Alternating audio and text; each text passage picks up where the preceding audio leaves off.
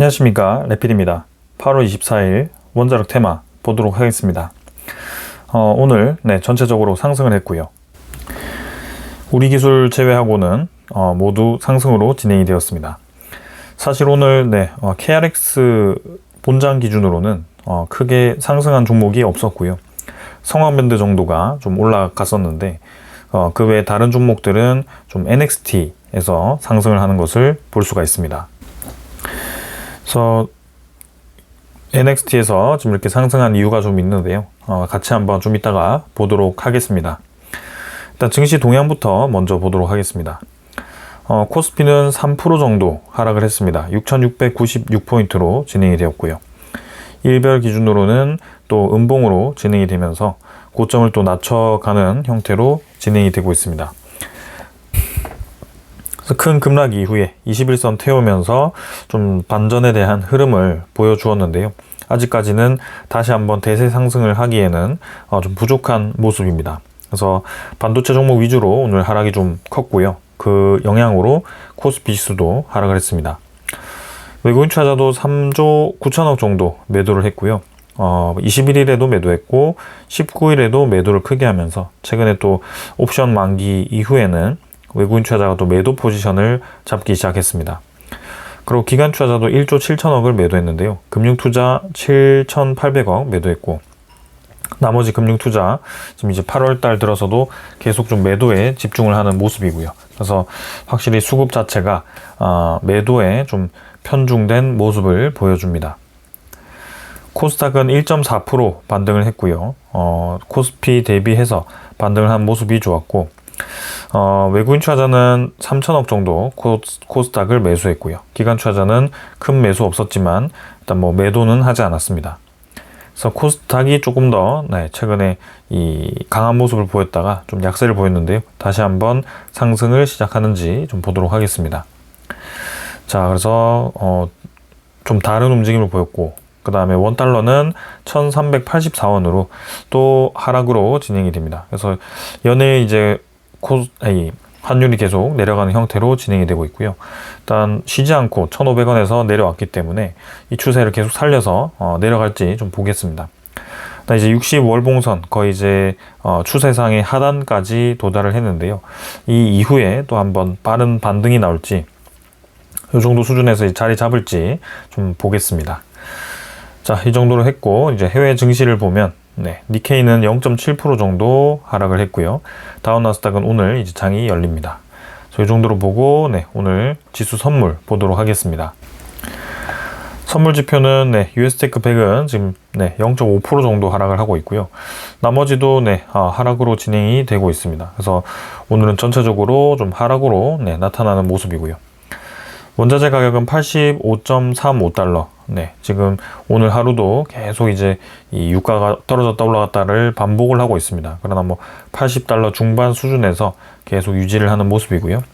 한 달치로 보더라도 저점이 높아지고 고점이 높아지는 형태로 진행이 되면서 추세상으로는 상승 방향으로 진행이 됩니다. 그래서 N자로 이제 올라가는 형태로 진행이 되는데요. 일단 지금 현재 출발은 마이너스로 진행되지만 또 향후 이제 움직임이 달라질 수 있기 때문에 계속 주시를 해 보겠습니다. 그래서 지금 이제 물가지표가 발표가 되었었죠. 7월 달에 이제 CPI, PPI가 됐고 이번 주에 이제 PCE 지표가 발표가 됩니다. 근데 그 PCE 지표는 사실 CPI, PPI가 거의 다 영향을 주기 때문에 사실 크게 다르진 않을 거고요. 사실 PPI, CPI가 낮게 나와서 사실 PCE도 낮게 나올 가능성이 높습니다. 그래서 7월달 물가 지표는 예상 안에 이제 들어올 것 같은데요. 근데 문제는 이제 8월달 물가 지표가 이제 문제입니다. 지금 8월 24일이고요. 이제 8월 마무리가 다 되어 가는데 지금 사실 7월달에는 유가가 이제 올라갔다가 떨어지는 구간, 여기가 이제 집계가 됐습니다. 근데 8월달은 확실히 시작부터가 80달러 수준이고요. 그 이상으로 지금 올라가는 형태로 진행이 되어 가고 있기 때문에 사실 이제 평균적인 유가 자체가 굉장히 높습니다. 그래서 지금 6월달, 그 다음에 7월달, 8월달 봤을 때 아무래도 8월달이 유가 측면에서는 가장 높다라고 볼 수 있고 그래서 이런 부분들이 다음 달에 발표되는 이제 물가 지표에 상당히 또 영향을 줄 수가 있습니다. 그래서 또 한번 금리 인상에 대한 그런 영향을 좀 줄 수 있기 때문에 빠르게 이제 중동 상황이 정리돼서 유가가 좀 떨어지지 않는 이상은 다시 한번 좀 이 긴축에 대한 우려감이 커질 수밖에 없는 상황입니다. 천연가스도 지금 2% 정도 올라갔는데요. 뭐 크게 이 대세에 영향을 줄 정도는 아니지만 확실히 좀 최근에 시장에 영향을 주고 있습니다. 국채금리는 4.7% 계속 유지하고 있습니다. 4.71% 수준인데요. 일단 한 달치로 봤을 때는 뭐 계속 4.7%한 중반 정도 도달하면은 떨어지고 있습니다. 인위적으로 계속 끌어내리고 있고요. 그리고 실제로 베센트 재무부 장관이 이제 개입을 하겠다라고 얘기했습니다. 그래서 이제 바이백을 해서 좀 더 영향을 크게 하겠다.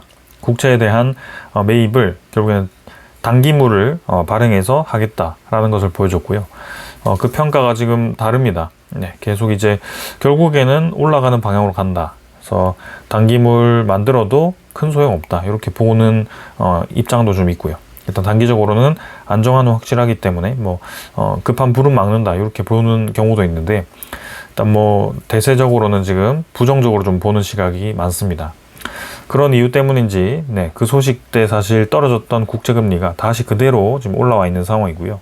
이 4.7%대의 돌파가 또 이루어진다면 시장이 또 문제가 생길 수 있죠. 일단 심리적인 이제 저항선이 확실히 형성이 되었는데요. 그래서 지금 이 30년물도 지금 5.2% 중반 수준에서 머물고 있지만 확실히 지금 계속 위로 치고 나가려는 그런 힘이 보여집니다. 일단 5.3%를 겨우겨우 맞긴 했지만 결국에는 다시 올라가는 것은 시간 문제로 보여지고요. 계속 한번 주시를 해보겠습니다. 자, 그리고 이제 한국 10년물과 일본 10년물도 상당히 이제 많이 올라와 있는 상태이고요.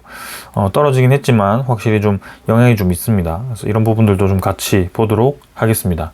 그리고 계속 문제가 되는 이제 일본의 엔달러. 여기 지금 떨어지지 않고 있고요. 한 달치로 보더라도 계속 누군가가 이제 인위적으로 엔달러를 떨어뜨리고자 하는데 그게 계속 받쳐지고 있습니다. 그래서 이런 부분들도 이제 미국에 대한 국채 매도로 또 연결이 되는 상황이라서 이 부분이 상당히 부담스럽거든요. 그래서 계속 한번 살펴보도록 하겠습니다. 이 정도로 일단 시장 상황을 좀 봤고요. 주요 소식들을 좀 전달드리도록 하겠습니다. 자, 일단 미국은 베센트 장관을 주축으로 해서 이란을 제재하겠다라고 얘기를 했고요. 24일에 그것을 발표하겠다고 했기 때문에 이제 오늘 밤이나 새벽에 그 내용이 발표가 될 것 같습니다. 그래서 그 제재가 들어가기 전에 지금 이란의 통화 가치가 사상 최저치로 지금 도달을 했다라고 하는데요. 근데 이게 이제 이란의 내부의 그런 분열을 유도할 수 있을지, 이란이 결국에는 협상장에 나오게 할 수 있을지는 아직은 의문입니다. 그래서 이란도 결국에는 계속 오랫동안 제재를 받아왔기 때문에 그런 부분에 대해서 확실히 좀 견딜만 하다라고 판단하는 것 같고요. 특히 지금 롤 모델이 북한입니다. 그래서 북한도 계속 버티다가 핵 무기를 결국에는 만들었기 때문에 그 만든 결과가 트럼프가 이제 계속 대화를 하자라고 오히려 요청을 하는 격이기 때문에 그런 상황을 목표로 가고 있을 수도 있습니다. 그래서 그 상황 자체가 지금 계속 협상을 어렵게 하고 있고요. 뭔가 이제 미국이 군사적인 이 움직임을 할 수 없다. 그래서 경제로 넘어갔다라는 그 자체가 이란 입장에서는 오히려 자신감을 얻을 수도 있는 상황이다라고 생각이 됩니다. 사실 군사적으로 뭔가 해결이 될 수 있었으면 오히려 그게 더 빠르고 진행했을 텐데 경제 제재라는 것은 이미 군사 조치를 하기 전부터 진행을 해왔던 거고 경제 제재로 이제 끝날 수 있었다면 군사 이 많은 비용을 들여서 미사일을 쏘고 막 이 위험을 무릅쓰고 중동의 이 전쟁 분위기를 고조시킬 상황이 아니었거든요. 근데 결국에는 이 군사로 해결할 수 있다라고 좀 이제 자신감을 가지고 진행을 했는데 그게 실패했다라고 볼 수 있고, 그래서 그게 경제로 넘어왔기 때문에 이란 입장에서는 이거 버티면 해볼만 하겠는데 라고 생각을 할 수도 있습니다. 그래서 계속 지금 오만과 이렇게 또 이 호르무즈에 대해서 관리 방안을 논의한다라고는 하는데요. 이 미국이 최근에 또 오만에 대해서 뭐 이 협상에 대해 방해를 하면 폭격을 하겠다라는 엄포를 놓기도 했습니다. 그래서 좀 확실히 좀 오만과 이란이 어떤 내용을 가지고 협의를 하는지도 좀 봐야 되는 상황이고요. 그리고 지금 오만뿐만이 아니라 파키스탄 이 총참모장도 지금 이제 이란으로 가서 좀 이제 협상을 유도하려고 하는 것 같습니다. 그래서 또 대화가 시도될 수 있을지는 계속 보겠습니다. 자, 이란 혁명 수비대는 지금 강경파죠. 미국이 레이더를 파괴해도 호르무즈는 계속 통제하고 있다라고 얘기를 하고 있고요. 그리고 사우디도 지금 뭐 예멘 짓인지 모르겠지만 또 얀부항 앞바다에서 또 유조선이 피격이 되었고요. 이번에는 이란은 또 이제 영국의 발전소까지 마비를 시키고 있는 상황입니다. 뭐 큰 발전소는 아니라고 하지만 서서히 뭔가 전장을 넓혀가는 형태로 좀 좋지 않은 조짐으로 좀 진행이 되고 있고요. 그리고 이제 미국이 이 경제 제재를 하는 데 있어서 다른 이제 이란의 지원국에 대해서 같이 제재를 하겠다라고 경고를 했음에도 불구하고 중국은 필요한 조치를 하겠다라고 하면서 어떻게든 이제 이란을 옹호하는 방향으로 좀 진행이 되고 있습니다. 그래서 향후 미국과 중국 간에 또 큰 신경전으로 번질 수 있는 상황. 그리고 지금 캐나다와 또 미국이 관세 전쟁을 또 진행을 합니다. 그래서 50% 관세를 또 때리기 시작했고요. 지금 잠잠하던 이제 관세가 또 한 번 요동치기 시작합니다. 그래서 우리나라와 뭐 일본 이런 이제 이 국가들은 대미 투자를 통해서 좀 이제 관세를 낮추긴 했지만 계속 또 이 대미 투자가 느리다면서 또 관세를 올릴 수도 있다라는 그런 이 협박성의 바람도 좀 있어서 우리도 이제 맘 놓고 보기는 좀 어려운 상황이고요. 다시 이 관세가 또 들쑤시기 시작한다면 안 그래도 인플레이션 그다음에 중동 전쟁 때문에 복잡한 이 상황이 더 복잡해질 수도 있다라고 생각이 됩니다.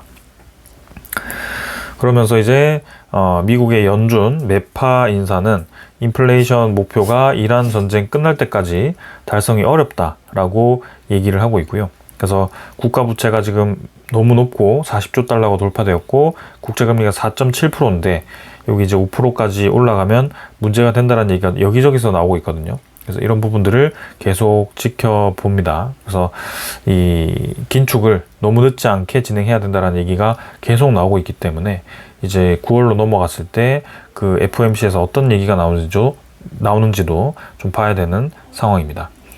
자, 여러모로 지금 좀 어려운 상황이 이어지고 있고요. 이 트럼프가 중간 선거를 이기기 위해서는 빠르게 상황을 정리해야 된다라고 말씀을 드렸습니다. 근데 그 상황을 지금 정리를 하지 못하는 건지 안 하는 건지 모르겠지만 일단 상황이 좀 지연이 되고 있습니다. 그래서 이란의 최대 경제 제재를 하면서 뭐 빨리 끝내려고 하는 것인지는 봐야 되겠지만 좀 진행이 되고 있는데요. 근데 뭔가 극적인 합의로 가지는 않을 것 같고요. 좀 더 시간이 끌리지 않을까라는 생각입니다. 그럼 이제 어영부영 이제 9월로 가게 되고 이 10월로 가면 중간 선거에 영향을 주게 될 텐데 어떤 이제 의도를 가지는지는 좀 더 봐야 될 것 같고요. 결국에는 뭔가 관세도 이제 들쑤시기 시작했고 또 이 이란의 경제 제재를 주고 이런 상황들 자체가 중간 선거를 신경 쓰지 않고 뭔가 미국의 또 이제 이 트럼프식의 그런 협상을 또 터프하게 진행을 하는 그런 모습이 또 재현이 되는 건 아닌지 좀 우려스럽기도 합니다. 아무튼 좀 계속 예의주시를 하면서 좀 상황을 좀 봐야 될 것 같고요. 올해는 정말 내내 시장이 좀 흔들리고 있어서 계속 한번 살펴보도록 하겠습니다. 이 정도로 하고 오늘 종목으로 넘어가도록 하겠습니다. 두산 에너빌리티 보겠습니다. 오늘 3.27% 올랐고요. 75,700원으로 진행이 되었습니다. 오늘 뭐 NXT에서 갑자기 이제 상승을 해서 진행이 되었고요. 사실 이제 본장에서는 73,000원 정도 진행이 되었었습니다. 일단 21선 근처에서 반등을 하긴 했고요. 21선, 60일선 좀 수렴하는 구간에서 좀 진행이 됩니다. 그래서 보기 좋게는 이제 이 수렴 구간에서 좀 이 음구름 뚫고 나가는 그림이 가장 보기 좋고요. 좀 더 이제 강한 모멘텀이 필요하다라고 말씀을 드리고 있는데, 오늘 그 소스가 좀 나오는 것인지 한번 같이 그 얘기 보도록 하겠습니다. 일단 외인 기관이 좀 양매수를 했지만 크게 많은 매수량은 아니었고요. 조금 이따가 그 내용 같이 살펴보겠습니다. 현대건설도 오늘 영향을 좀 받았죠. 21선 지지했고요. 61선과 사이에 좀 수렴을 하고 있고, 이 수준에서 이제 상승 돌파를 시도하면 좋을 것 같습니다. 다들 이제 좀 자리를 잡아가면서 진행이 되고 있고요. 특히 이제 한전기술이 좀 많이 올랐습니다. 오늘 한전기술이 힘을 받을 만한 대형원전 관련 소식이었기 때문에 오늘 12% 가까이 올랐고요. 102,000원으로 진행이 되었고, 이 한전기술은 좀 많이 오르면 상한가도 치기 때문에 이 대형원전에 대한 이슈가 나왔을 때는 주목해 볼 만합니다. S&T에너지도 이제 5.2% 정도 올라가면서 27,000원 정도 진행이 되었고요. 수급은 크게 변화 없었고, BHI도 59,000원 올라가면서 외인 투자자 매수 있었습니다. 그 다음에 성원밴드는 4% 정도 올랐고요. 23,900원으로 진행되었고, 성원밴드는 근데 확실히 조선 테마에 묶여서 그런지 원전 테마와는 같이 움직이진 않았습니다. 수주 소식 때문에 오늘 상승 출발을 했고요. 큰 움직임은 없었습니다. 태웅이 이제 마지막에 좀 올라가면서 진행되었고요. V자로 이제 움직였고 3만원 회복했습니다. 외인 투자자가 매수를 했고요. 우지는 반등을 좀 했지만 크게 많이 올라가진 않았고요. 외인 투자자가 좀 최근에 차익 실현 물량을 뱉고 있습니다. 보성파워텍도 좀 약했고요. 6,600원으로 진행이 되었습니다. 그 다음에 우리기술은 투자 경고 종목으로 계속 진행이 되고 있고요. 마찬가지 큰 움직임 없었고, 요거는 이제 KRX 기준이기 때문에 우리기술도 NXT 장이 있었다면 좀 더 강하게 움직였을 것 같습니다. 그래서 일단은 21선, 61선 사이에 진행이 되고 있고요. 우리기술 다시 한번 힘을 받는 상황을 만드는지 좀 지켜보도록 하겠습니다. 자, 이 정도로 이제 다 확인을 했고요. 오늘 이제 왜 올랐는지 같이 한번 살펴보도록 하겠습니다. 일단 오늘 이제 미국 웨스팅하우스의 지분 인수에 대한 또 얘기가 또 한번 수면 위로 올라왔습니다. 사실 이 웨스팅하우스 지분 인수에 대한 얘기는 좀 오래전부터 나오던 얘기였고요. 그때마다 그냥 찌라시성으로 검토가 되고 있다 정도만 얘기가 되고, 그 뒤에 구체적인 그런 소식은 없었습니다. 그래서 이번에도 사실 이 소식이 나오면서 주가가 좀 올라가긴 했지만 사실 대세에 영향을 줄 만큼의 뭔가 확실한 소식은 아니다라는 거고요. 일단 한국에 제한 정도를 했다. 그래서 한전이 지금 공동 지분 투자를 검토한다라는 얘기를 이제 하게 됩니다. 그래서 팀 코러스가 다시 한번 부상을 하게 되는데요. 일단 대미 투자에 있어서 이 지분 투자가 진행이 될 수 있을지는 좀 한번 보겠습니다. 아무래도 대미투자 1호는 결국에는 LNG가 유력하다라는 발표가 좀 있었고, 그러면 2호 프로젝트로 과연 어떤 게 될 수 있을까를 좀 보았을 때 이 웨스팅하우스에 대한 지분 투자가 진행되는지는 좀 보도록 하겠습니다. 그래서 원전 10기 건설을 하는 데 있어서 이제 한국 자본과 시공력을 끌어들이는데요. 이제 이 지분 투자를 하게 되면 지재권에 대한 족쇄를 풀 수 있는 기회다라고 얘기를 하고 있는 것 같습니다. 그래서 대미 투자에 대한 펀드를 활용해서 진행을 하면 더욱 좋을 것 같다라는 얘기인데요. 그럼 이제 이 투자를 한 대비해서 수익을 얻을 수 있는지는 또 검토를 해야 될 것 같고, 과연 이게 이제 현실성 있게 진행이 되는지는 계속 살펴보도록 하겠습니다. 그래서 한미 양국이 이제 공동 출자한 특수 목적법인 등을 통해서 웨스팅하우스 지분을 인수를 하고, 이 투자기구가 미국 내 원전 건설을 주도하는 방식이 거론된다. 그래서 웨스팅하우스 지분을 인수하면 이제 지적재산권 분쟁을 해소를 할 수 있고, 미국 대형 원전 시장에도 수월하게 진출할 수 있어서 긍정적으로 검토를 한다. 그러나 이 웨스팅하우스의 경영 의사 결정에 참여를 할 수 있는지 등의 그런 세부 조건이 변수가 될 수 있다. 그래서 이 세부 조건에 대한 얘기가 좀 나오고 있는 것 같은데요. 아무래도 서로 유불리를 또 따질 것 같습니다. 그러나 항상 그래왔듯이 이 유불리 입장에서는 결국에는 우리 쪽이 좀 불리하게 좀 이 협상이 진행되는 경우가 많았기 때문에 쉽지는 않을 거라고 생각이 되고요. 진행이 된다면 더더욱 좋겠지만 일단 조금 보수적으로 저 소식은 지켜보는 게 좋지 않을까 싶습니다. 일단 당장에서야 이 대미 투자의 이 1호가 어떤 게 될지 좀 확실하게 보는 게 중요할 것 같고요. 그래서 9월 공개를 하게 됩니다. 그래서 이제 LNG라든지 차세대 SMR 관련 수주를 하는지 둘 중에 하나가 이제 될 수 있는데요. 일단 LNG가 될 거라고 유력하다라고 얘기가 나왔는데 또 SMR에 대한 검토가 진행되고 있는지 한번 같이 살펴보도록 하겠습니다. 자, 그래서 여러모로 이제 구체적으로 좀 에너지에 대한 대미 투자가 확실해지는 것 같고요. 어떻게 되었든 간에 이 LNG든 뭐 웨스팅하우스 지분 인수를 하든 혹은 뭐 이 SMR에 차세대 SMR에 투자를 하던 그 세 개 모두 다 지금 우리가 보고 있는 이 종목들에 큰 영향을 줄 수 있는 소식들입니다. 그래서 향후 대미 투자가 에너지에 집중된다라는 그 자체가 미국이 어디에 지금 중요하게 생각을 하고 있는지를 알 수가 있고요. 이제 반도체도 반도체이지만 현실적인 이 에너지 문제가 서서히 수면 위로 떠오를 때가 되어가고 있습니다.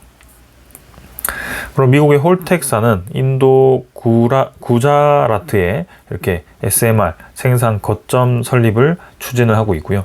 그래서 홀텍사가 이제 인도에 SMR을 대량 납품하기 위한 준비를 하고 있습니다. 그래서 홀텍사가 이제 인도에 또 생산 기지를 만들면 그 현대건설이 또 수혜를 볼 수 있을 거라고 생각이 되고요. 계속 한번 저 부분도 체크를 해 보겠습니다. 그리고 이제 러시아가 계속 이제 핵 패권에 대해서 영향력을 키워가고 있습니다. 그래서 미얀마 쪽에 이제 또 LNG라든지 원전에 대한 협력 확대를 하고 있고요. 최근에 확실히 동남아 쪽이라든지 이 중앙아시아 쪽에 이 러시아가 영향력을 펼치고 있습니다. 그래서 우즈베키스탄에도 이렇게 두 번째 원전 건설을 준비를 하고 있는데 첫 번째는 이미 러시아가 가져갔고요. 두 번째도 가져갈지 일단은 뭐 시공사가 어딘지는 함구를 했는데 아직은 좀 검토를 하는 입장이지만 아무래도 러시아가 유리하지 않을까 싶습니다.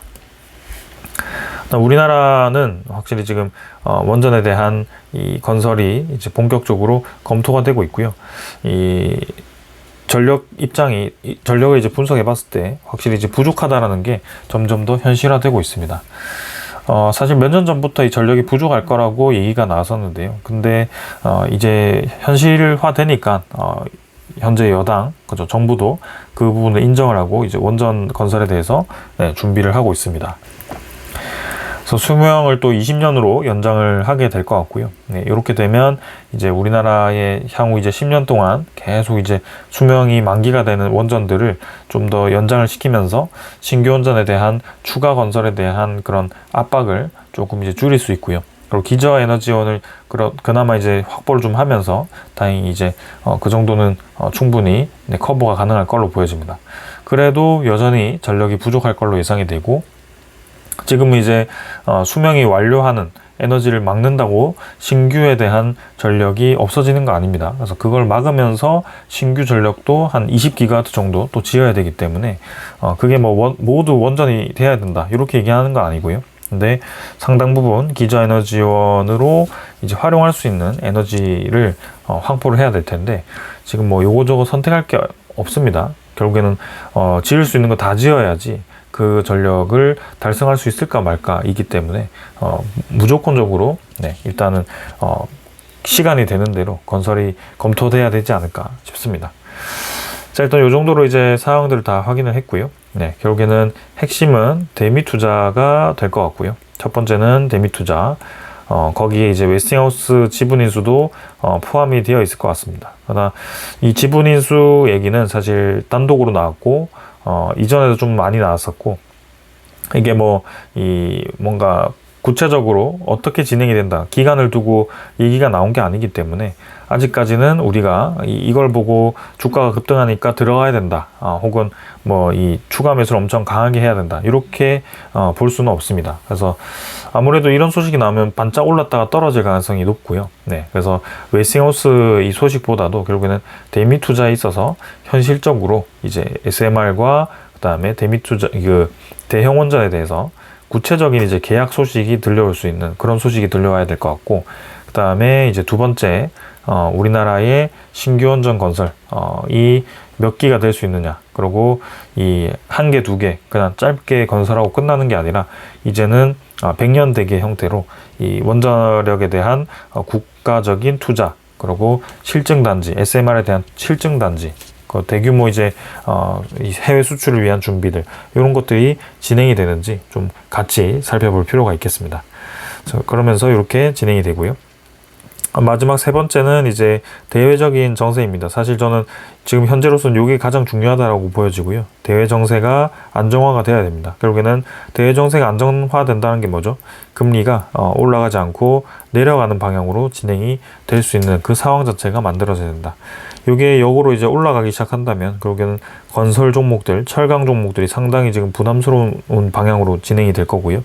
그리고 이 당장 AI에 대한 성장성이 꺾이게 되었을 때 에너지에 대한 수요도 같이 꺾일 거기 때문에 금리가 올라가면서 에너지 수요가 낮아진다. 요 두 개가 합쳐지면 상당히 이제 이 건설 종목들, 철강 종목들이 힘들 수밖에 없습니다. 그래서 이런 부분들이 단기적으로 영향을 주고 있고요. 네, 시간이 지날수록 사실 정세가 좀 안정화되기보다는 좀 더 긴장감이 높아지고 있어서 이런 부분들이 상당히 우려스럽습니다. 그러나 뭐 이거는 이제 1, 2년 정도 안에 우리가 볼 수 있는 상황이라면 사실 뭐 우리가 장기 투자 측면에서 한 4, 5년 이상 본다라고 한다면 사실 뭐 큰 문제는 아닙니다. 결국엔 떨어지면 매수할 수 있는 기회이기 때문에 그렇게 좀 보신다면 좀 좋을 것 같습니다.